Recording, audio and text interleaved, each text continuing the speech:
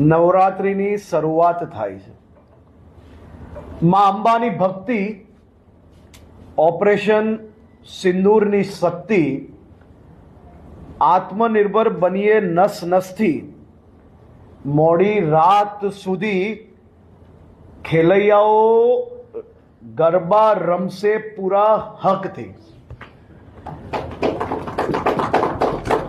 ગુજરાતની ધરતી પર માં અંબાની ભક્તિ કરનાર આ લાખો ગુજરાતીઓ મોડી રાત સુધી ગરબા રમી શકે તે માટે સંપૂર્ણપણે વ્યવસ્થાઓ કરવા માટે ગુજરાત પોલીસના સૌ જિલ્લા વડાઓ અને શહેરના વડાઓને સૂચના આપવામાં આવી છે।